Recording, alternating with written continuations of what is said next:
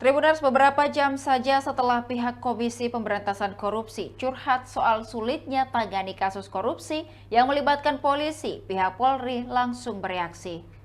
Menjawab ungkapan Wakil Ketua KPK Alexander Marwata rapat dengar pendapat dengan Komisi 3 DPR RI pada Senin 1 Juli 2024. Anak buah Jenderal Listio Sigit Prabowo dalam hal ini, Karopenmas Divisi Humas Polri, Brigjen Trunoyudo Wisnu Andiko, klarifikasi pada Selasa 2 Juli 2024 pagi. Polri membantah pernyataan Alex yang menyebut jajaran Korps Bayangkara menutup pintu koordinasi dan supervisi jika lembaga anti rasuah menangkap oknum polisi. Trunoyudo menyebut sinergitas antara KPK dan Polri selama ini telah terbangun melalui adanya nota kesepahaman bersama. Ia menekankan Polri terus berkomitmen mendukung pemberantasan korupsi. Ini sudah 2 periode Pak ya, jadi pimpinan KPK. Yang pertama dengan Undang-Undang KPK yang lama, dan yang periode yang sekarang dengan Undang-Undang KPK yang baru. Jadi saya sering ditanya, sebelum dan sesudah perubahan undang-undang itu apakah ada bedanya? Ya, sampai sekarang isu itu masih sering dipertanyakan. Seolah-olah Undang-Undang KPK yang sekarang ini ada pelemahan. Ya.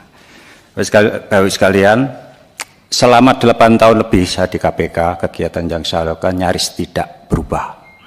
Saya tiap pagi berangkat jam 7, pulang paling cepat saya setelah maghrib, kan begitu. Tidak ada yang berubah, kan gitu. Kenapa hasilnya berubah Pak Alex? Kenapa sekarang KPK begitu terpuruk? Kalau dari sisi kinerja Bapak sekalian, bisa dilihat selama 4 tahun sebelumnya di periode pertama saya ada 600-an perkara yang ditangani. Sementara untuk periode kedua itu ada 500-an lebih juga perkara yang ditangani. Hanya sering masyarakat lupa, di periode yang kedua ini ada bencana COVID 2 tahun. Praktis selama 2 tahun itu kekuatan pegawai KPK hanya sekitar 25–50%. Itu pun masih bisa kami tangani 500-an perkara. Itu kinerja dari sisi penindakan. Kemudian kalau terkait independensi, di periode ini rasanya lebih banyak pejabat tinggi negara yang kami tindak. Ya, ada 2 menteri termasuk kepala Basarnas yang sebelumnya enggak sebanyak itu, seingat saya. Artinya apa? Ya, sebetulnya dalam penanganan perkara penindakan, independensi dari intervensi eksekutif maupun lembaga-lembaga yang lain, secara kepada pimpinan, saya sampaikan ke pimpinan, saya pastikan tidak ada. 8 tahun saya di KPK dan tidak pernah sekalipun saya dihubungi untuk menghentikan perkara-perkara tertentu.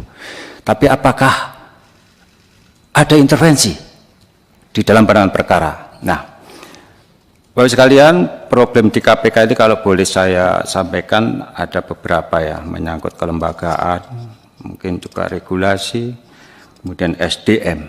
Ya. Dari sisi kelembagaan, tidak seperti di negara-negara lain yang saya sebutkan, misalnya yang berhasil dalam pemberantasan korupsi Singapura atau Hong Kong. Mereka hanya punya 1 lembaga yang menangani perkara korupsi. Ya. Singapura CPIB, Hong Kong ICAC.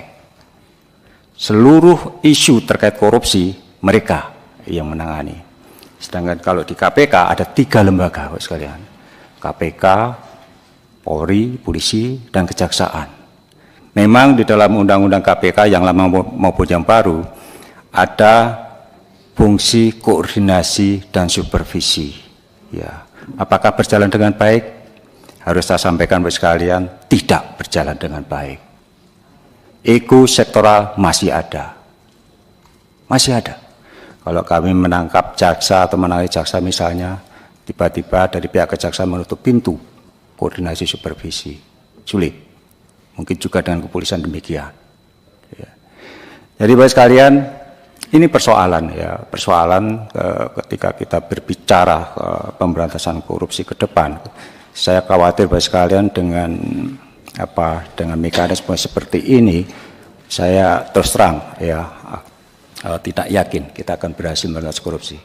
Dan saya harus mengakui ya secara pribadi, 8 tahun saya di KPK kalau ditanya apakah Pak Alex berhasil, saya tidak akan sungkan-sungkan, saya gagal memberantas korupsi Bapak sekalian, gagal.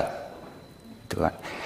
Paling tidak kalau dilihat dari indeks persepsi korupsi, Saya masih ingat tahun 2015 pertama kali saya masuk di KPK, IPK itu 34, sempat naik menjadi angka 40. Sekarang kembali lagi di titik 34. Ya. Kalau bicara IPK, masyarakat menyorot KPK.